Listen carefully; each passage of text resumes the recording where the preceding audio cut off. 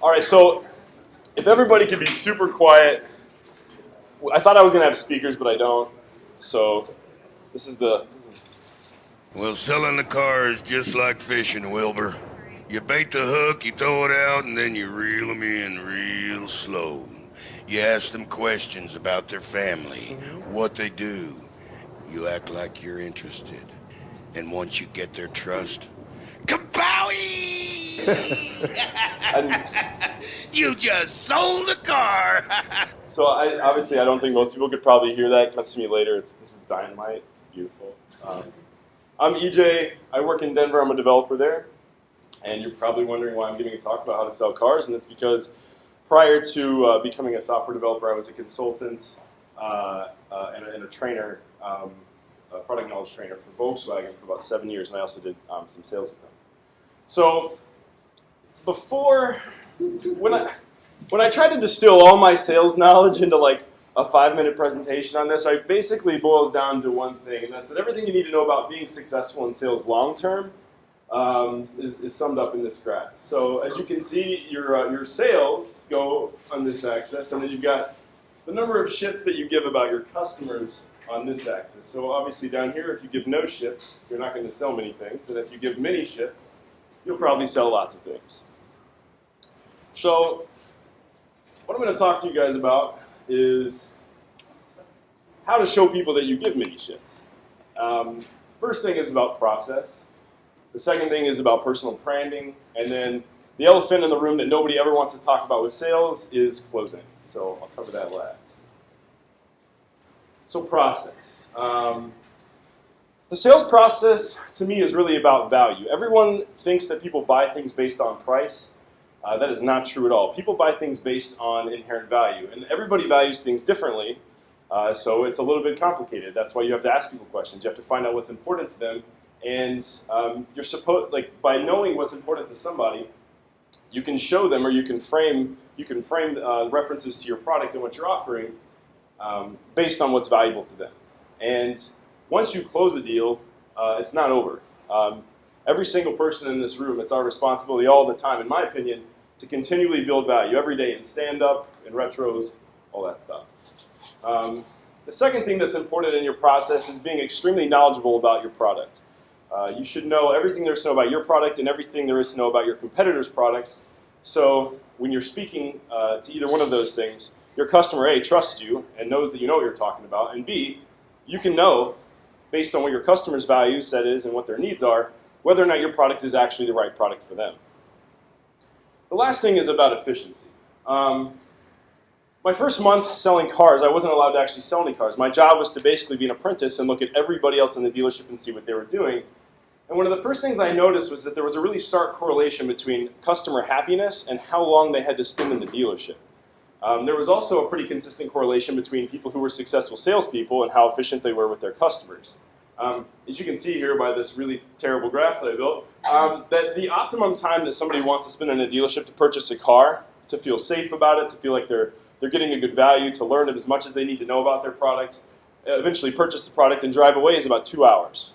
Now anybody in here who's ever bought a car probably knows that most people take somewhere between 3 and 5 hours to actually complete this entire process from start to finish if you literally walk in the door fresh, buy the car the same day and leave, which to me is just atrocious. Specifically in my dealership, we only had one printer, and it was in the manager's office. And every single time somebody had to print something, they would have to leave their office, go to the manager's office, bring it back, and most people would only print out the sheet that they needed right that minute and go get it and come back. And the average number of times that somebody left their office during their sales process in that first month where I was analyzing was 10 times. The first car I ever sold at my dealership, I left the office 2 times. And the reason is because I bought my own printer, I invested in my own computer with my own monitor, and I was able to basically distill that entire process down to only having to leave the office twice.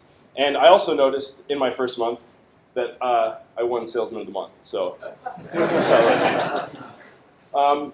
The next thing I want to talk about is personal branding, and I think that this is probably more important than everything I just talked about. And the most important thing in personal branding, in my opinion, is that sometimes the sale you don't make is the best sale you can make, period.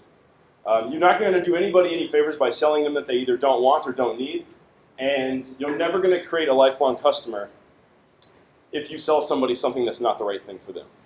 And it's okay to look somebody in the eye and be like, you know what, I'm not right for you. And by doing so and by helping them find the product that is right for them, you're going to build a loyalty that's going to send people, like even if you don't sell a car to them or if you don't sell something to them, they're going to send everybody that they know to you anyway, and that's going to lead to a lot longer term sales success. This is definitely a personal opinion, and there's a lot of people who disagree with me. I tend to over-communicate because I think it counterintuitively builds value with your customer. I would look for opportunities to find things on customers' cars, like scratches, prior to the delivery process. And most salespeople would just gloss over it. They would pretend like it didn't exist, even if they saw it, and they would hope their customer didn't notice. But of course, everybody always notices at some point, and they come back and they're dissatisfied. So what I would do is I would know that given my commission rate was somewhere between 10 and 15% on any given deal, that even if it cost me $500 to repair a dent or a scratch on somebody's car that I noticed ahead of time, it was really only going to cost me about $50. And I was more than happy to sacrifice that $50 to make sure that every single one of my customers was 100% happy, and they knew that I really cared about their needs and what was important to them. So I would go out of my way, I'd look for these opportunities, and I would have those difficult conversations with them for 30 seconds to say, hey, I found something that's wrong with your car, but don't worry, I'm going to make it right because I care. There's no such thing as a perfect anything. There's no perfect car, there's no perfect program. And what people need to understand is that when people buy something from you, they're not buying a product, they're buying you as a human being. They're buying an experience and they're buying trust. I can't guarantee that if I sell a used car that it's never going to have a problem, but what I can guarantee is that if somebody has a problem with that car 2 weeks down the road, that I'm going to take care of it. And that I'm going to make them feel like I care about them, and I'm going to make them feel like they bought the thing that they bought from the right place. Above all of these things, if you want to be really successful in sales, all you really need is enthusiasm and passion. Now, this won't carry you forever, but usually what happens is when somebody first starts doing sales, they don't really know a whole lot about what they're doing, but they're really excited about it. And that's contagious. And people end up buying things from them. And if they can then backfill all the other skills that we just talked about, they're going to be really successful. But if you don't have this, you'll probably never be successful at sales ever. So if you're not passionate about what you're selling and you're not enthusiastic about it, you're going to have a bad time. Create lifelong customers every time, no exceptions. There's no excuse for ever not creating a lifelong customer, even if it's somebody you don't sell something to. This is something I'm really passionate about, and that's why I would bake cookies every single day that I went into the car dealership. It cost me $17 a batch to make them. Each batch yields 44 cookies, and I literally bake them every single day for over a year. And I got made fun of for this relentlessly my first month in the delership until I got Salesman of the Month for my first 3 months in a row, and everybody was like, hey, can I buy some cookies? I got these customers. That was part of my personal brand. So let's talk a little bit about closing.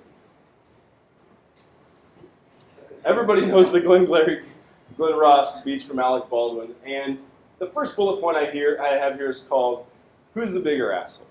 And the reason I say this is because I think inherently most people think that salespeople are assholes, that they only are self-serving people, and I kind of disagree with this because I have a good friend that asked me 6 months ago about a website, and this person said that they only had $25,000 to spend, and at the time, we definitely weren't the right company for them, but I tried to give this person some advice, and they ended up going with a Drupal shop that ended up charging them $40,000 and not $25,000.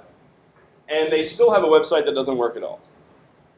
So had that person gone to a different shop, potentially us, and I don't know, maybe spent $70,000, even though they might have considered me the asshole up front for trying to push them to spend $70,000, which product do you think they would have inherently been more satisfied with in the end? So I guess the moral of that story is that if you do the right thing by your customer, even if it's not perfect for them, even if it costs a little bit more, they're always going to be better off in the end by getting something that's inherently valuable to them than they will if they go across the street, buy something that's of no value to them, and pay what they want to pay for it. So I'm going to tell you guys a short story, and it'll be the last thing that I do. I really struggled with this for the first few months when I was selling cars. And there was a very specific woman that I remember meeting, and she was a single mom. She had a 16-year-old son, and the dealership I worked at was in Orange County. She came into the dealership and she had exactly $10,000 to spend, and the car that she was looking at on our lot was $11,500. Unfortunately, what she didn't know is that at our dealership, we had a policy where we didn't negotiate at all on used car prices. We put the best car on the price at the very beginning. Most people shop on the internet, so they would always come to us first, and we just wouldn't negotiate. We'd say, hey, you can go somewhere else and argue for 3 hours to get the same price we already have on the car, but we already know it's the best value in the market, so that's the way we do business here. The car across the street that she was looking at, and I won't name the brand, but it was within her price range. But her son liked the car that we had better, and even though I begged my boss and even offered to give up my entire commission to help this woman out, he said no. So she told me that she was going to go across the street and buy the other car because our car was $1,500 more expensive. And I said, you know what? If that's your choice, I totally understand. But given the fact that this car is for your son, I'd like to do something for you. I want to drive you across the street. We'll test drive the car again, and I'm going to park the Volkswagen that you're looking at, and I'm going to park it next to that car. And I'm going to show you 200 reasons why the car that you're putting your son in, if it's a Volkswagen, is exponentially safer than the car you're looking at. Well, ultimately, she ended up buying the Volkswagen. She overextended herself, and she bought the car for $1,500 more than she had. And I went home that night feeling like a bad person. And I really struggled with it for a while until 6 weeks later, she walked through the door of our dealership with tears running down her face, and she was crying because her son had been T-boned by a drunk driver the night before at 60 miles an hour. And the first thing that the fire chief said to her when she got to the scene of the accident was, "You're lucky your son was in a Volkswagen." So she came back to the dealership and she said, "I'll never be able to thank you enough for explaining to me the difference and for showing me the value in the car that I bought for my son." So that's something I carry with me every day. And honestly, I probably would have never known about it, obviously, if he had bought the other car and the same thing had happened. Obviously, nobody will ever know. But I think I would probably feel like a much bigger asshole had I not persuaded her to buy the car that I thought was the right one for her son. So if you guys want to talk about this later, I love sales. Sales is my thing. I love programming too. I'm working on that. So. But yeah, so if anybody has any questions, let me know. But that's my talk.